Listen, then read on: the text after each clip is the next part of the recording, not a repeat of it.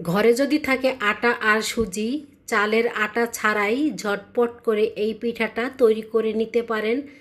দেখতেও যেমন লোভনীয় হয়, তেমনি খেতেও অনেক বেশি মজা হয়ে থাকে।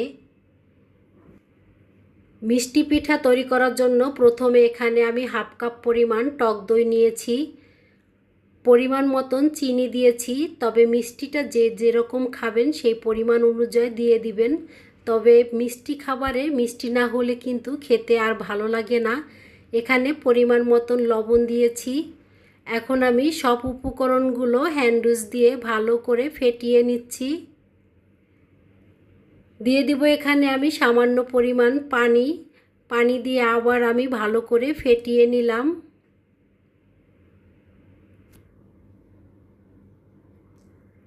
এখন দিয়ে দিব এখানে আমি গুঁড়ো দুধ, প্রায় 1.5 টেবিল চামচ পরিমাণ এখানে আমি গুঁড়ো দুধ দিয়েছি।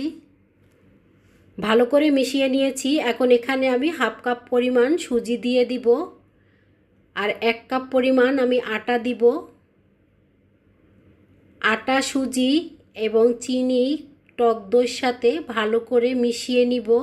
এই পিঠাতে আটার পরিবর্তে এখানে আপনারা ময়দাটাও দিতে পারেন। মেশানোর এই পর্যায়ে আমি এখানে সামান্য পরিমাণ পানি দিয়ে দিব। এখানে আপনারা চাইলে পানির পরিবর্তে লিকুইড দুধ দিয়ে দিতে পারেন।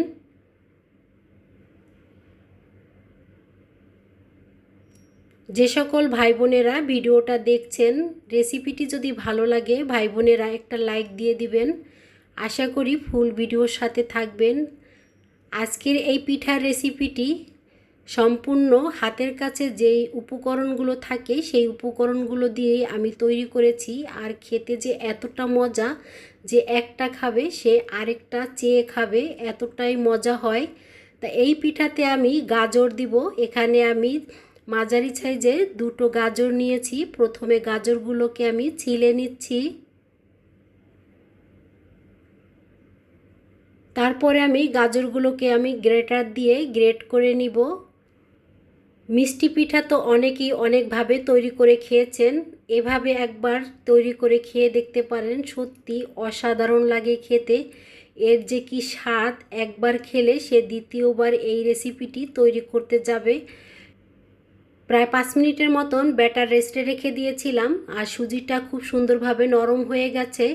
আর ব্যাটারের ঘনত্বটা কিন্তু আগের থেকে অনেকটাই বেশি হয়েছে। এই পর্যায়ে একটু নেড়েচেড়ে নিয়েছি।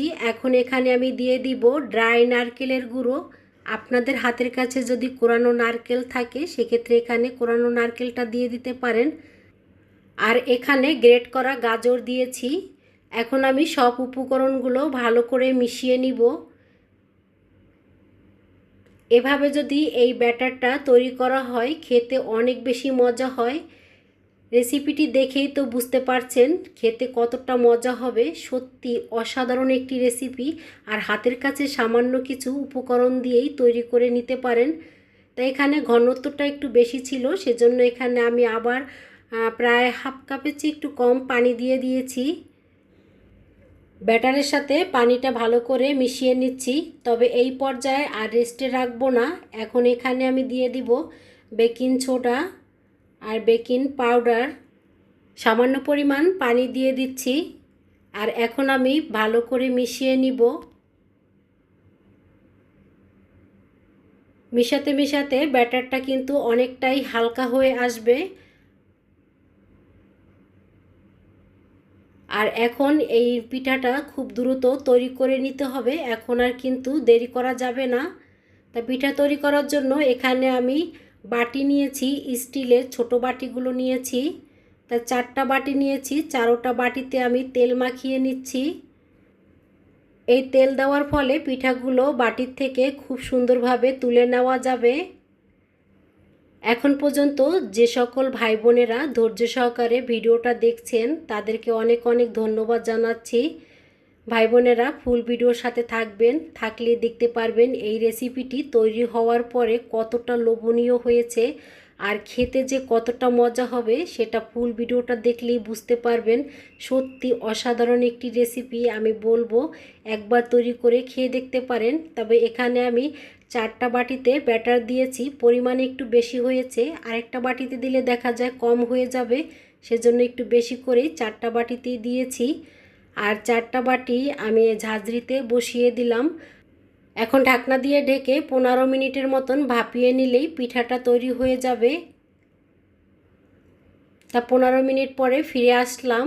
এখন এখানে আমি একটা কাঠি দিয়ে পিঠাগুলো চেক করে দেখব পিঠাগুলো পরিপূর্ণভাবে হয়েছে কিনা। তা প্রথমে আমি উপরের সাইডে পিঠাটা দেখলাম পিঠাগুলো হয়ে গেছে। তা চুলাটা অফ করে রেখে দিলাম। প্রায় 20 মিনিট পরে ফিরে আসলাম। এই পর্যায়ে পিঠাগুলো একদম ঠান্ডা হয়ে গেছে। এখন আমি বাটির থেকে তুলে নিব। বাটিতে তেল দেওয়ার কারণে বাটির থেকে পিঠাগুলো খুব সুন্দরভাবে উঠে গেল। তা একটা পিঠা তো বাটির থেকে তুলে নিয়েছি। এখন আমি আরেকটা পিঠাও বাটির থেকে তুলে নিচ্ছি। পিঠাগুলো দেখতে কতটা লোভনীয় হয়েছে, খেতে কিন্তু অনেক বেশি মজা ছিল। বিশেষ করে বাচ্চারাও কিন্তু এই ধরনের পিঠাগুলো খেতে অনেক বেশি পছন্দ করবে। বড় থেকে ছোট সবাই কিন্তু অনেক বেশি ভালোবাসবে এই পিঠাটা খেতে। রেসিপিটি ভালো লাগলে একবার ট্রাই করে দেখতে পারেন। আর এভাবে নিত্য নতুন রেসিপি দেখতে চাইলে চ্যানেলটি সাবস্ক্রাইব করে চ্যানেলের পাশে থেকে যেতে পারেন। একটা পিঠা আমি ভেঙে দেখাচ্ছি ভিতর থেকে কতটা ফাঁপানো হয়েছে। আজকের মতন এই পর্যন্ত, আবার দেখা হবে নতুন একটা রেসিপিতে। সে পর্যন্ত আল্লাহ হাফেজ, আসসালামু আলাইকুম। সবাই ভালো থাকবেন, সবাই সবার জন্য দোয়া করবেন।